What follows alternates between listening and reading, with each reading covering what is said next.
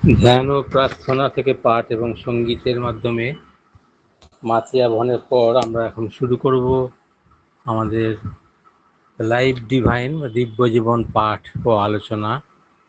পাঠ ও আলোচনা করবেন শ্রী সুধেন্দু সাহা।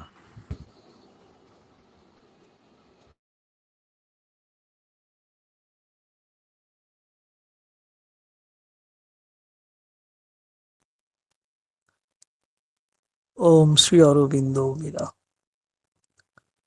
উপস্থিত সবাইকে শ্রদ্ধা জ্ঞাপন।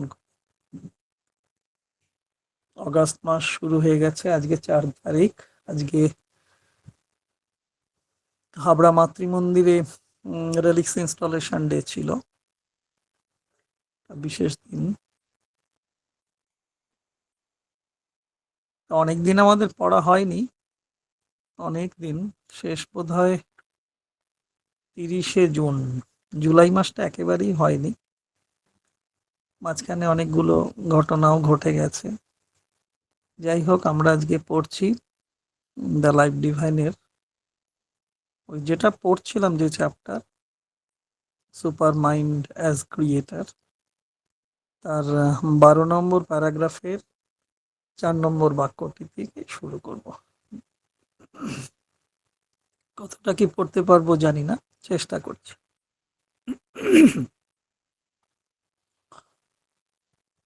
আগে তো আমরা এরকম জেনে এসেছি যে ওই শূন্যবাদী নিহিলিস্টের কথা, ট্রান্সেন্ডেন্টালিস্ট বেদান্তির কথা আমরা কিছু কিছু পড়ে এসেছি।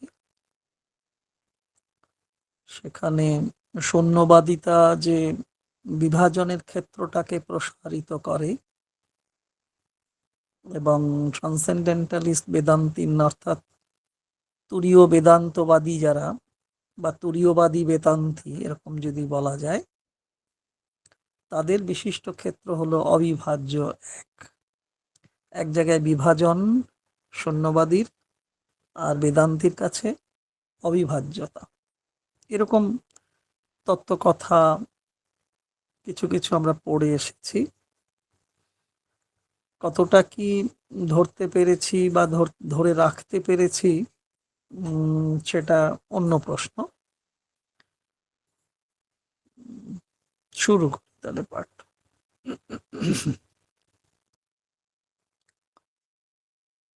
In the beginning, says the Vedanta, was the one existence without a second. But before and after the beginning, now forever and beyond time, is that which we cannot describe even as the one, even when we say that nothing but that is. এই যে কথা, যারা বেদান্ত চর্চা করেন, জীবন দিয়ে বেদান্তকে ধরতে চান এবং যান, তারা এ বিষয়ে অনেকটাই অবগত। শ্রী অরবিন্দ আমাদের সামনে এসে কথাগুলো তুলে ধরছেন, আমরা আবার নতুন করে সেগুলোই পড়ছি।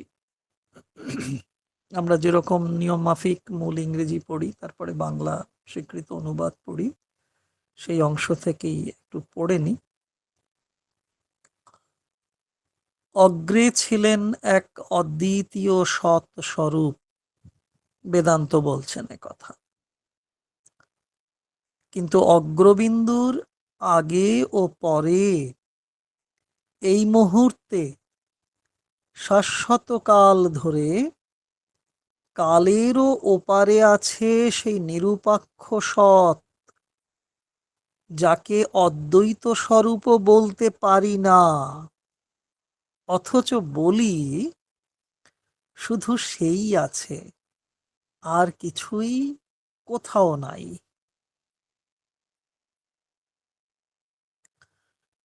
এরপরে কি বলবো, বলতে গেলে এরকম যদি বলা যায় কতটা কি বলতে পারবো জানি না, ক্ষমা করবেন আপনারা। ক্ষমা করেই চলেছেন দিনের পর দিন, আরো বেশি করে ক্ষমা করবেন। এরকম যদি ধরা যায়,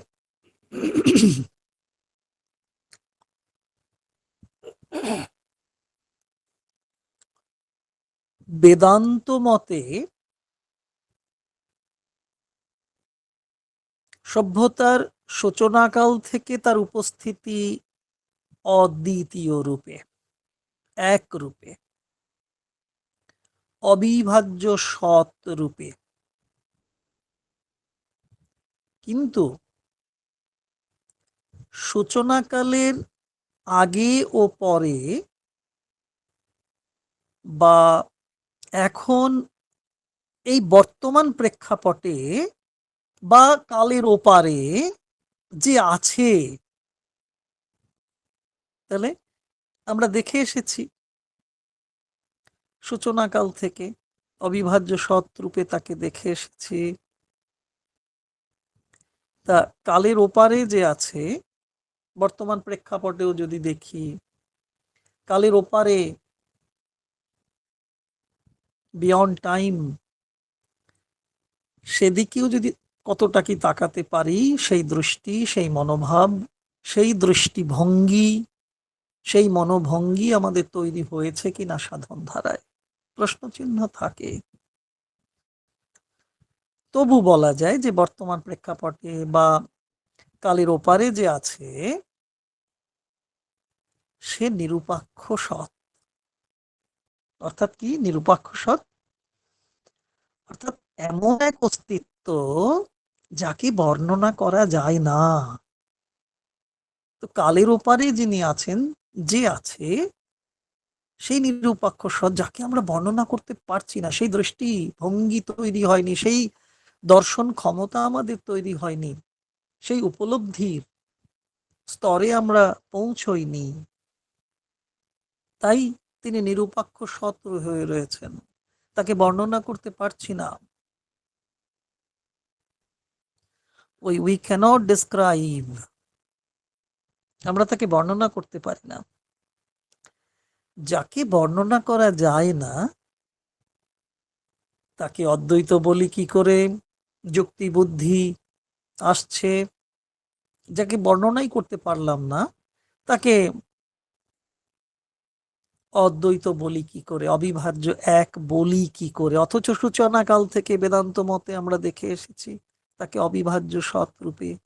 কিন্তু আজকের সময়ে বা আগামী দিনে বা এই কালের ওপারে যে সময় রয়েছে, যাকে বর্ণনা করতে পারছি না, তাকে অদ্বৈত রূপে বর্ণনা করব কি করে? অদ্বৈত রূপে বিশ্বাস করব কি করে? আস্থা রাখবো কি করে? যদি বর্ণনা করা যায়, বর্ণনা করতে পারলে, অর্থাৎ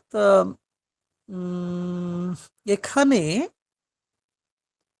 বিভাজিত করতে পারার কথাই বলা হচ্ছে, তাই না?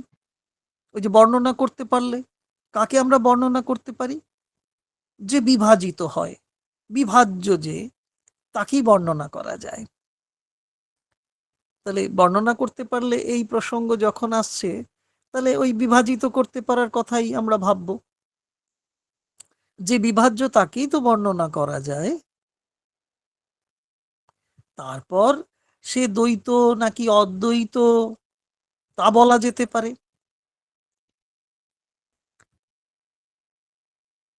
সে যাই হোক, আমাদের যে বিচার বুদ্ধি, সেই বিচার বুদ্ধি দিয়ে তাকে দ্বৈত বা কখনো কখনো অদ্বৈত, এরকম দ্বৈত বলি, অদ্বৈত বলি।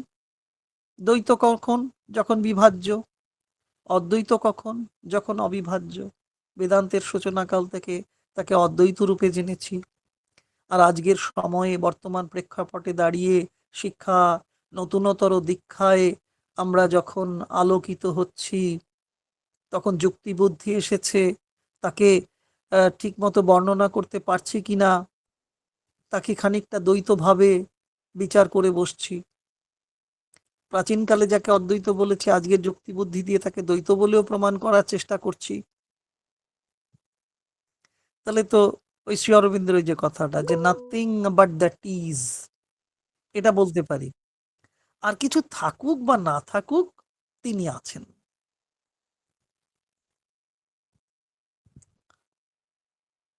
এই একটি জায়গা সাধন মার্গের, এটা খুব গুরুত্বপূর্ণ বলিষ্ঠ একটি ধারা, যে আর কিছু থাকুক বা না থাকুক, তিনি আছেন, তুমি আছো তাই। এই বিশ্বাস নিয়ে, এই আস্থা নিয়ে যখন সাধক সাধিকা এগিয়ে চলেন,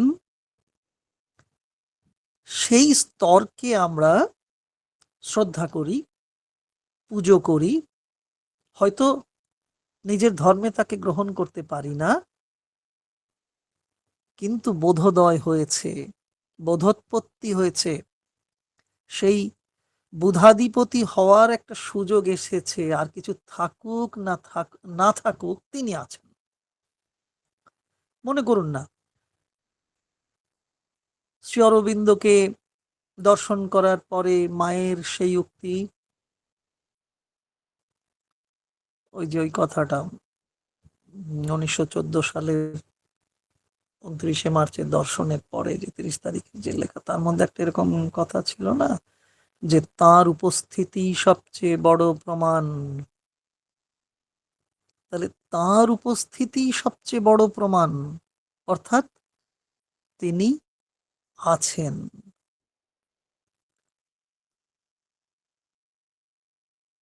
আর আজ স্থূলে তার উপস্থিতি না থাকলেও তিনি আছেন। আজকে দলে দলে মানুষ হাবড়ায় গিয়েছেন, মাতৃমন্দিরে গিয়েছেন, তার উপস্থিতি সবচেয়ে বড় প্রমাণ। এইটা উপলব্ধি করবার জন্য ছুটে ছুটে যান মানুষ, সেই রেলিক্স স্পর্শ করতে যান, অর্থাৎ তিনি আছেন। হ্যাঁ, স্থূলে তার উপস্থিতি না থাকলেও অবশ্য সেও এক দর্শনের বিষয়, এখনো সে দর্শন হয়। তো যাই হোক, স্থূলে তার উপস্থিতি নেই বা না থাকলেও তিনি আছেন, এই বোধ আমাদের তৈরি হয়েছে। ভাবুন না, আমরা পন্ডিচেরি যাই কেন? এমন তো অনেক ভ্রমণ পিপাসু আছেন, যারা যেখানেই যান না কেন পন্ডিচেরিকে স্পর্শ করতে চান। এই যে অভিপ্সা তাঁদের মধ্যে রয়েছে, তাহলে পন্ডিচেরি যাই কেন, যান কেন, যাওয়া হয় কেন? এ প্রশ্নের চেয়েও বড় কথা, পন্ডিচেরি যাওয়ার লক্ষ্য কি? অবশ্যই সমাধি এবং সমুদ্র। মনে পড়ছে নলিনীদার কথা, নীরব ও চলমান উপস্থিতি। আর সেই নীরব ও চলমান উপস্থিতি আমাদের শূন্যবাদ ও পূর্ণবাদের অবস্থান সম্বন্ধে স্পষ্ট প্রমাণ দেয়। একটু অনুভব করা, সমাধি স্পর্শ করে।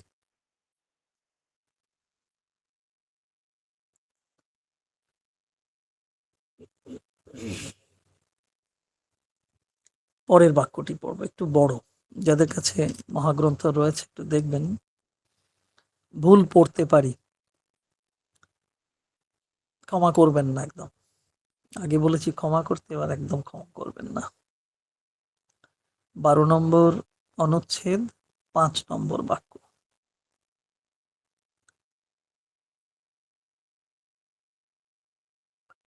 What we can be aware of is first, তিনটে স্তরে বলছেন। First, its original self-concentration, which we endeavor to realize as the indivisible one. প্রথম বলছেন, we endeavor to realize as the indivisible one. Secondly, দ্বিতীয় স্তরে বলছেন শ্রী অরবিন্দ,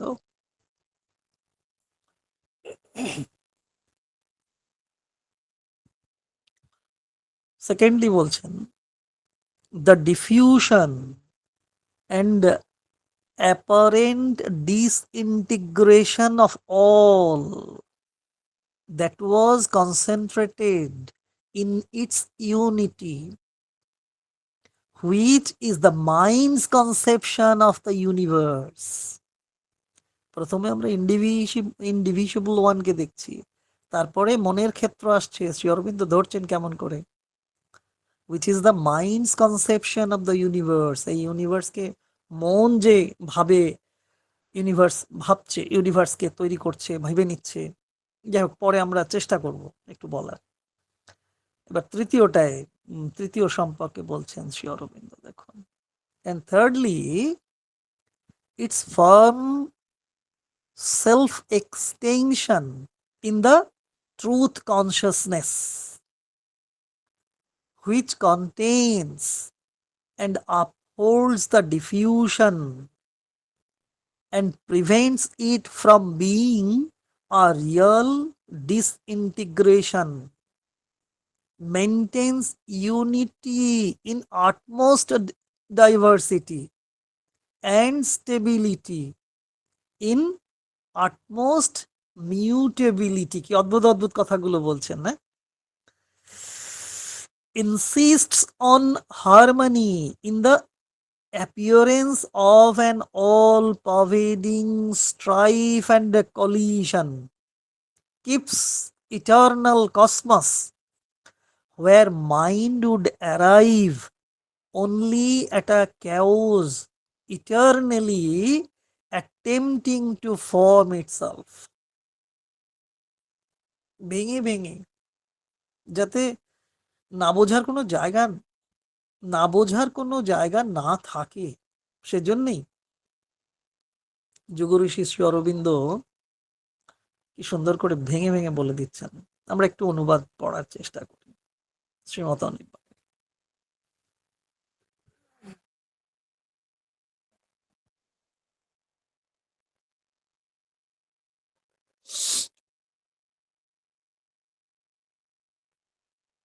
অনুবাদটি এরকম ভাবে এসেছে,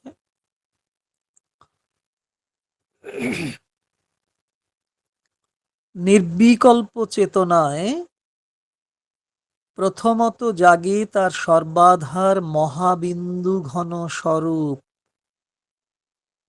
আমরা যাকে ধরতে চাই অখণ্ড অদ্বয় তত্ত্বরূপে।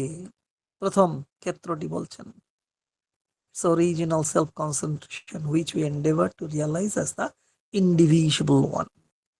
নির্বিকল্প চেতনায়, পূর্ণ চেতনায় প্রথম জাগে তার সর্বাধার মহাবিন্দু ঘন স্বরূপ। আমরা যাকে ধরতে চাই কি রূপে? অখণ্ড অদ্বয় তত্ত্বরূপে। দ্বিতীয়ত অনুভব করি তার বিচ্ছুরণের লীলা।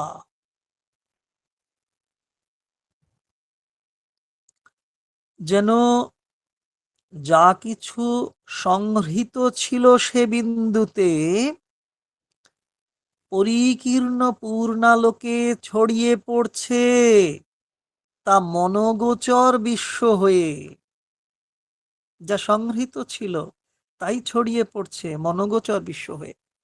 মণিময় বাবু, আপনার ভিডিওটা অন হয়েছে। হ্যাঁ, ধন্যবাদ ধন্যবাদ। তৃতীয়ত দেখি ঋতচিত রূপে তার অবিচ্যুত আত্মপ্রসারণের পরম ঐশ্বর্য, যা বিশ্ব বিচ্ছুরণের আধার ও আশ্রয় রূপে চূর্ণ ভাবকে পর্যবসিত হতে দেয় না বাস্তব খণ্ডতায়। অন্তহীন বৈচিত্র্যকেও সে সংহত রাখে একের বৃন্তে। ক্ষণভঙ্গের চটুলতম নৃত্যের জন্য রচে অচল আসন। বিশ্বব্যাপী আপাত সংঘাত ও সংঘর্ষের মধ্যেও জিইয়ে রাখে ছন্দের সুষমা। এমনি করেই সে সহজ মহিমায় ফুটিয়ে তোলে বিশ্বের সহস্র দল কমল।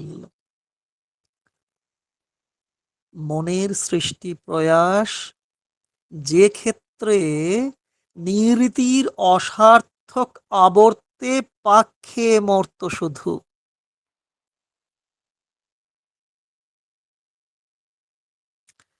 খুব খুব গূঢ় কিছু বিষয় এখানে তুলে ধরেছেন শ্রী অরবিন্দ। দেখলাম আমরা ফার্স্ট সেকেন্ড থার্ড বলে তিনটি ধাপে তিনি বিষয়টি তুলে এনেছেন।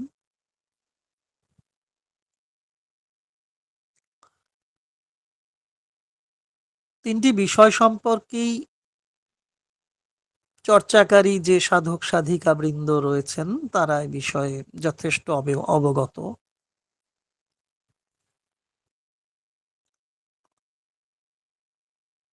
তবে জীবনগত ব্যাপ্তির জটিলতায় যদি এরকম বলি যে জীবনগত ব্যাপ্তির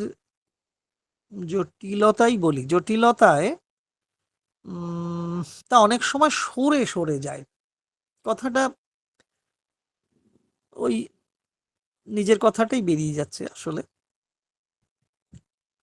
যারা চর্চাকারী সাধক তারা নিশ্চয়ই এ বিষয়ে অবগত আছেন তিনটে বিষয়, কিন্তু আমরা যারা পল্লবগ্রাহী মানুষ তাদের তো ওই রকমই এটা ধরে ওটা ধরে খানিকটা খানিকটা। তো আমাদের এই মনে করি জীবনগত ব্যাপ্তি, আসলে ওগুলো যথেষ্ট জটিলতা, সরল করে নিতে পারি না। তাই ওই বোধগুলো সরে সরে যায়, ধরতে পারি না ঠিক। আর সরে সরে যায় বলেই সেই ঘটনা বহুলতা সংসার রূপে দেখা দেয়। বস্তু জীবনে একের পূর্ণতা বহুর কাছে ধরা পড়ে না। পড়ে কি? একজন পূর্ণ হয়ে উঠছেন বা উঠেছেন, তাকে আমরা টেনে নামিয়ে ফেলি। অর্থাৎ তার পূর্ণতাকে বহুজন ধরতে পারেন না, ধরা পড়েন না। একজনের পূর্ণতা বহুর কাছে ধরা পড়ে না। আর কি হয়, বহুর ভাবনা ভাবতে গিয়ে না একের সাধনা পিছিয়ে পড়ে। একদম জীবন দিয়ে এগুলো বুঝতে হয় আমাদের।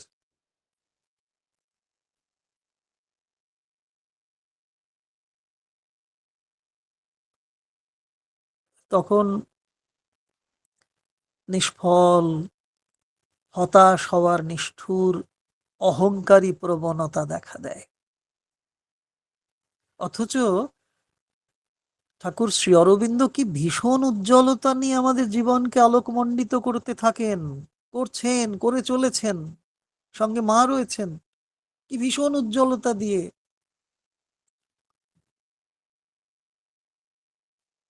আমাদের এগিয়ে নিয়ে যাওয়ার চেষ্টা করছেন। আমাদের এই ক্লেদময়তা, এই অহংকারময়তা তিনি দু হাত দিয়ে মোচন করে দিয়ে চলেছেন।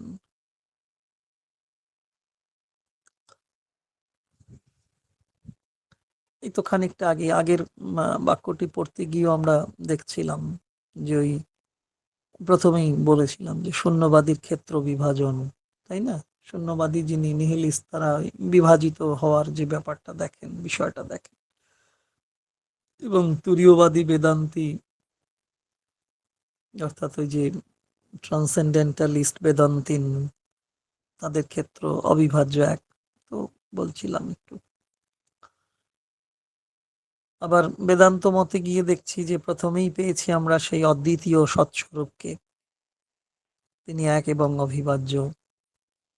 আবার দেখেছি যিনি অবিভাজ্য, তাকে বর্ণনা করা যায় না, তবু সাধক সাধিকার প্রত্যয় আছে কি তিনি আছেন, তার অস্তিত্ব বর্তমান।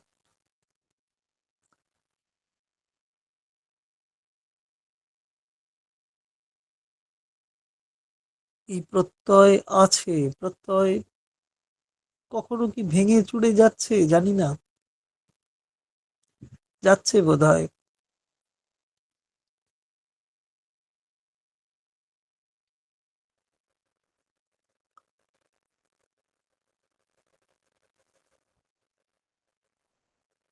তার অস্তিত্বের বর্তমানতা সম্পর্কেও বোধহয় সংশয় আসছে।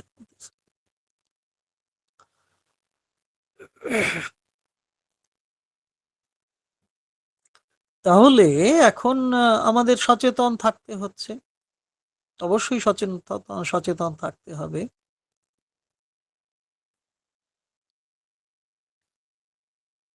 কোনোভাবেই অচেতন হলে চলবে না।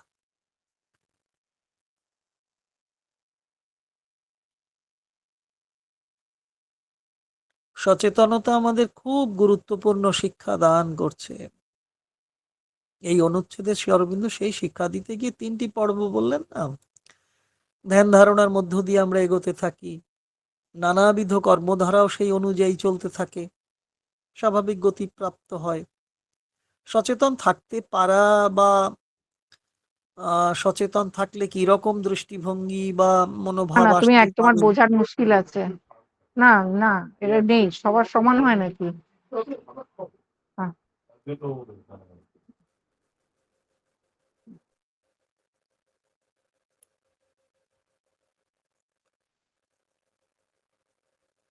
ওই যে বলছিলাম যে ধ্যান ধারণার মধ্য দিয়ে আমাদের এগোতে হয়, এগোতে থাকি। তার সঙ্গে সঙ্গে নানা রকম কাজকর্ম আমাদের চলে। সচেতন থাকতে হয়।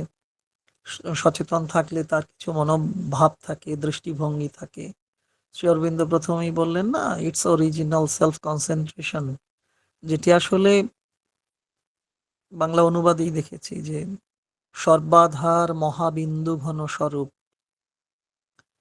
সেই মহাবিন্দু ঘন স্বরূপটি আমাদের মধ্যেই অবস্থান করছে।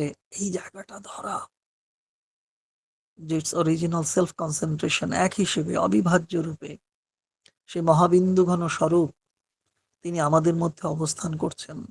অনুভব করছি আমাদের সচেতনতা দিয়ে। ওই যে সচেতনতা, সচেতন থাকার দৃষ্টিভঙ্গি এইখানে, যে তিনি আমার মধ্যে আছেন, অবস্থান করছেন। সেই মহাবিন্দু ঘন স্বরূপের তো প্রকাশ হয় অনুভবের পরেই। আমরা কতটা কি অনুভব করতে পারি তার উপরে নির্ভর করছে সেই মহাবিন্দু ঘন স্বরূপের প্রকাশ কতটা। যিনি যত বেশি অনুভব করবেন, তার মধ্যে সেই মহাবিন্দু ঘন স্বরূপের প্রকাশ তত বেশি হবে। আর তখন এই অনুভব শক্তি, অনুভূতি বাড়তে বাড়তেই তার প্রকাশ আসে, তার ম্যানিফেস্টেশন। মাঝে কথা বলছেন, বিকাশ যেমন হয় অন্তরে, অনুভূতির মধ্য দিয়ে তার প্রকাশও ঘটে। অবশ্যই উপলব্ধির মধ্য দিয়ে সেটি প্রকাশ পেতে থাকে। সেটিকে তখন আমরা কি বলি? ওই শ্রী অরবিন্দের ভাষা ধরেই ইনডিভিজিবল ওয়ান, অখণ্ড, যাকে বিভাজিত করা যায় না, অখণ্ড, অদ্বয়, দ্বৈততা নেই যার, এক। এটি প্রথম অনুভব। ওই সচেতন থেকে মহাবিন্দুগণ স্বরূপকে অনুভব করছি। প্রথম, যে তিনি ইনডিভিজিবল ওয়ান, তিনি অখণ্ড, তিনি অদ্বয়, তিনি এক, প্রথম। তাহলে প্রথম ক্ষেত্র ধরে অখণ্ড চেতনা অনুভূত হলো। বেদান্তের সূচনাকালের কথা আমরা অনুভব করছি আমাদের সাধন জীবন ধরে। কি না, অখণ্ড চেতনা অনুভূত হয়েছে আমাদের। কোথা থেকে এসেছে? না, আমাদের সচেতনতা থেকেই সে অনুভূতি এসেছে। সেই চেতনা, সেই যে সচেতনতা, সেই সচেতন চেতনা নিশ্চয়ই করে নির্বিকল্প চেতনা, কারণ সেখানে অন্য কোনো বিকল্প থাকে না। এক এক বিশুদ্ধ অভিজ্ঞতা। মাপতে গিয়ে তো পারবো না আমাদের অভিজ্ঞতা কি বিশুদ্ধ হয়েছে, বিশুদ্ধির পথে কতটুকু যেতে পেরেছি। তাহলে ওই যে নির্বিকল্প চেতনায় বিকল্প নেই, সেটা একটি বিশুদ্ধ অভিজ্ঞতা যদি যাওয়া যায়। অহংকারের সীমাবদ্ধতা সেখানে নেই, সেখানে সবই এক অখণ্ড অদ্বয় চেতনা, এক, এই যে বোধ অনুভব করলাম প্রথম ক্ষেত্র। অথচ আমরা আবার মন ধরেও চলছি, কারণ মন ধরে না চললে আমরা সেই অতিমানুষ বিজ্ঞানে পৌঁছতে পারবো না। তাহলে মন ধরে চলছি, মনেরও ক্রিয়া আছে, মন থাকলে তার মানসিকতা আছে। তাহলে মন, মানসিকতা আমাদের জীবনকে ঘিরে রেখেছে, অর্থাৎ সেই রাজ্য, মনোময়তার রাজ্যে আমরা রয়েছি। সেই মনোময়তার প্রকাশ ঘটছে প্রতি ক্ষেত্রে। বিশুদ্ধ চেতনায় যে অখণ্ড ভাব সম্বন্ধে সজাগ হয়েছি, বিশুদ্ধ চেতনায় প্রথম অভিজ্ঞতায় আমি ইন্ডিভিজুয়াল ওয়ানকে অনুভব করেছি, অর্থাৎ তখন আমি বিশুদ্ধ চেতনায় অবস্থান করছি। বিশুদ্ধ চেতনায় যে অখণ্ড ভাব, তার সম্পর্কেই যে সজাগ হয়েছি, তাকে যখন মনোময় অনুভবে নিয়ে আসি, তখন দেখি কি না, মনোময় অনুভবে নানা রূপের লীলায় তাকে পূর্ণ দেখছি। তাকে আর এক রূপে দেখছি না, তার রূপ রস বর্ণগন্ধ বহুরূপতায় পরিণত হয়েছে। মন তাকে বহুরূপে দেখতে পাচ্ছে, নানা আলোর বিচ্ছুরণ দেখা যাচ্ছে সেখানে, নানা রূপ, নানা রস, নানা বর্ণ, নানা গন্ধে পূর্ণ।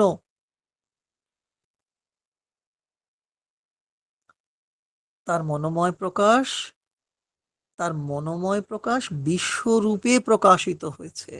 Minds conception of the universe যে ছিল এক বিশুদ্ধ চেতনায়, সে মনোময়তার ভাবে বিচারে বহু রূপ প্রাপ্ত হয়েছে। সেই বহুরূপতার বিশ্ববোধ দিয়ে একেশ্বরকে সন্ধান করার চেষ্টা করা হচ্ছে, করছি। বহুরূপে সম্মুখে তোমার, ছাড়ি কোথা খুঁজিছ ঈশ্বর। না, স্বামীজির আবেদন ব্যর্থ হয় না, হবে না। বহুরূপের বিশ্বকে আমরা উপলব্ধি করছি। প্রথম অনুভবে এক অখণ্ডতা, দ্বিতীয় অনুভবে সেই একেরই বহুরূপে প্রকাশ, এবং তৃতীয় অনুভব প্রসঙ্গে বলতে গিয়ে বলছেন Gurudev Sri Aurobindo, firm extension in the truth consciousness. এই যে বিষয়টা, আমাদের চেতনাগত অনুভব বা অনুভূত চেতনা সত্য ঋত চেতনায় উন্নীত হচ্ছে। Farm extension in the truth consciousness. এক দেখেছি, বহুরূপ দেখেছি, সেটাই দৃঢ়ীকৃত হচ্ছে সত্য চেতনায়, ঋত চেতনায় উন্নীত হচ্ছে।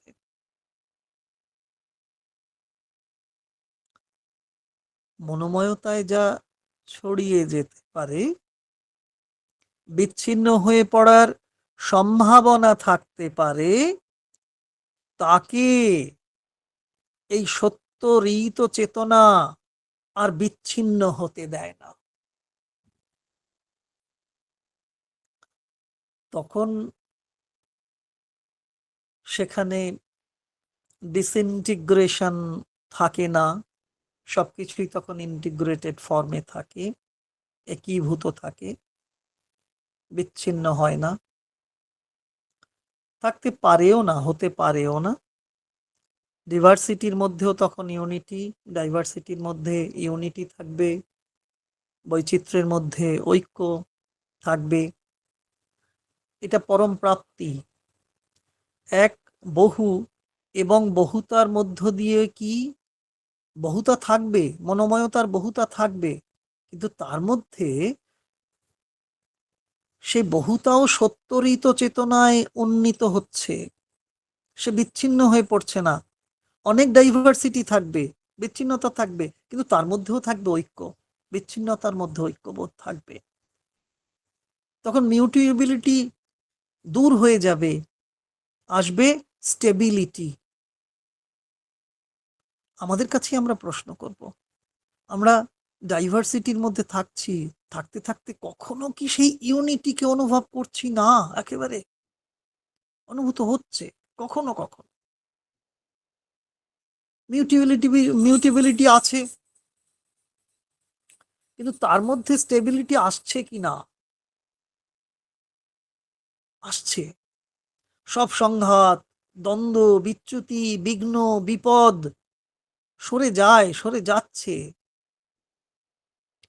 সরে সরে যায় বলেই যে সংসার, তার মধ্যে সংঘাতও সরে যায়, দ্বন্দ্ব সরে যায়, বিচ্যুতি সরে যায়, বিঘ্ন সরে যায়, বিপদও সরে যায়।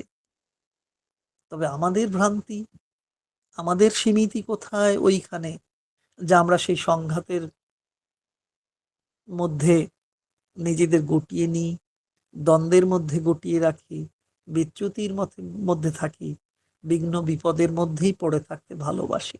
কেউ এক অহংকার, সীমাবদ্ধ থাকার অহংকার। মা বারবার করে বলেছেন যে কথা, তাকে অতিক্রম করার, সত্যকে দেখানোর চেষ্টা করছেন। আমরা পেরে উঠছি না আমাদের জীবন দিয়ে। এত ইন্দ্রিয়গ্রাহ্য পরিবেশের মধ্যে থাকতে থাকতে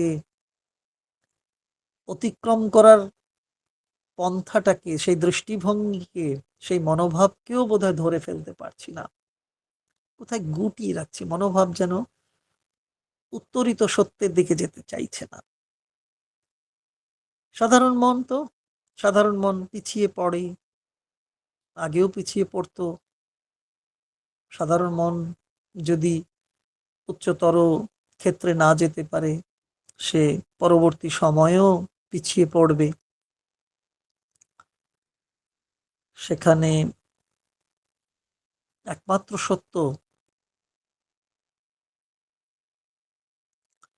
এই যে সুপার মাইন্ড অ্যাজ ক্রিয়েটার, তিনি সব সৃষ্টি করছেন। তো সাধারণ মন পিছিয়ে পড়তো, পিছিয়ে পড়ে, হয়তো কিছু কিছু ক্ষেত্রে পিছিয়ে পড়বেও ভবিষ্যতে। তবু ওই অতিমানস সম্পর্কেই শ্রী অরবিন্দ আমাদের সেই তত্ত্ব কথা বলে দিচ্ছেন, সমাধান সূত্র দিয়ে দিচ্ছেন। কি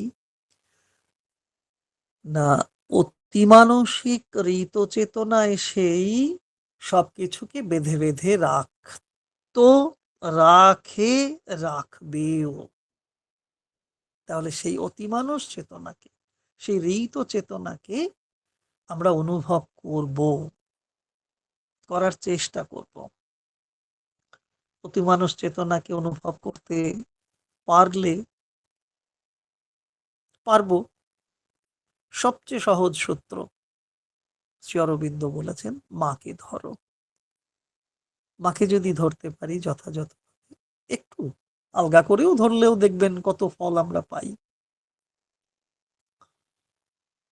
এমন যখন হয়, সেই অতিমানসিক ঋত চেতনা যখন আমাদের জীবনকে বাঁধছে, গঠিত করছে, সুগঠিত করছে, এরকম যখন হয়,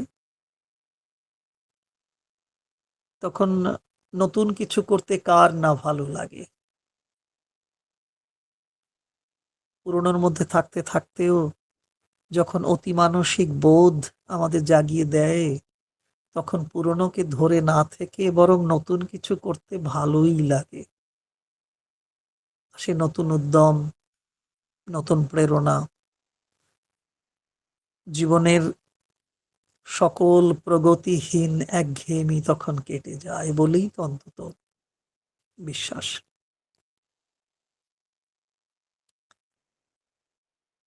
আর পড়বো না, পারছি না, ক্ষমা চেয়ে নিচ্ছি।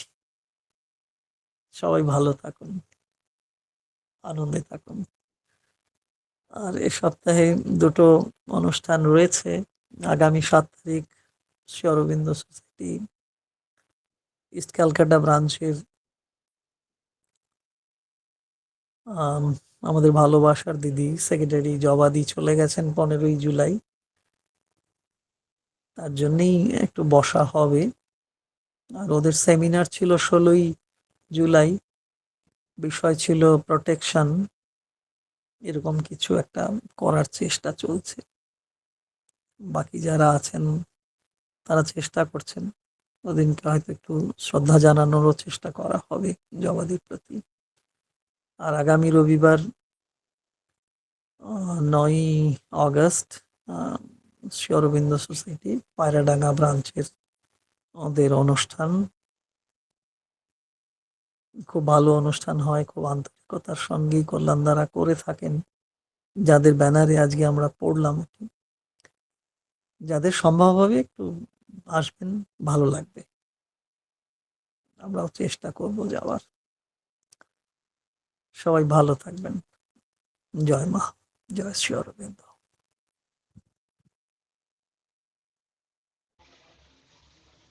দারুণ পাঠ শুনলেন সুরেন্দ্রদা, অপূর্ব। আসলে শ্রীঅরবিন্দ সাধনা বা শ্রীঅরবিন্দ ফিলোসফি তো খুব সহজ নয়, প্রচন্ড শক্ত এবং অত্যন্ত ভারী। আমরা যাকে বলি যে খুব রিচ খাওয়া, সেই এটা হজম করাও শক্ত, বোঝাও শক্ত সাধনার পক্ষে। ভাগ্যে সেই অনুষ্ঠানগুলো আমরা যোগদান করতে পারি বলে একটু একটু করে বুঝতে পারি। আপনি অপূর্ব সুন্দরভাবে বোঝানোর চেষ্টা করেন, অনেক ধন্যবাদ। ভালো থাকুন দাদা, নমস্কার। নমস্কার। ঠিক।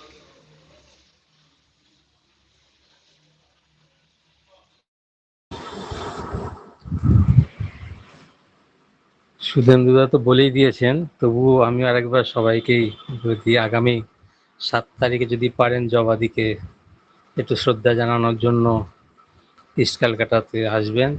আর 9 তারিখে পায়রাডাঙ্গা সেন্টারের সাধ্যায়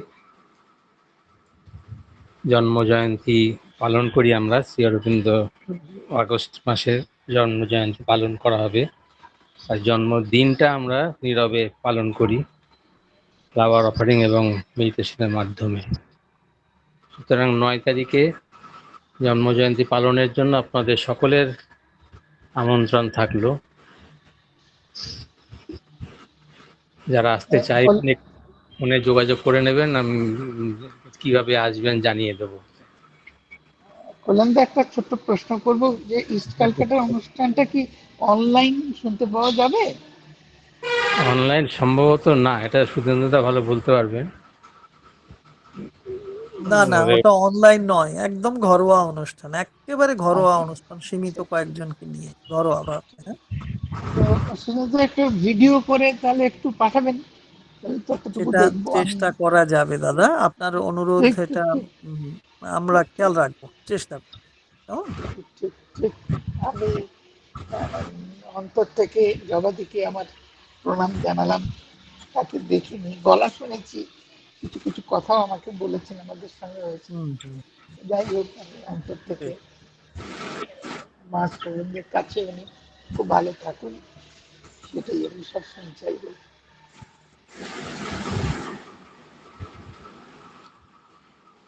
মা শ্রী অরবিন্দের প্রতি কৃতজ্ঞতা জানিয়ে আমরা আজকের অনুষ্ঠান এখানেই শেষ করছি, এবং সকলের কাছেই আবেদন প্রতিদিনই যেন আমরা 8টা থেকে 9টা একসঙ্গে মিলিত হতে পারি। শুভরাত্রি।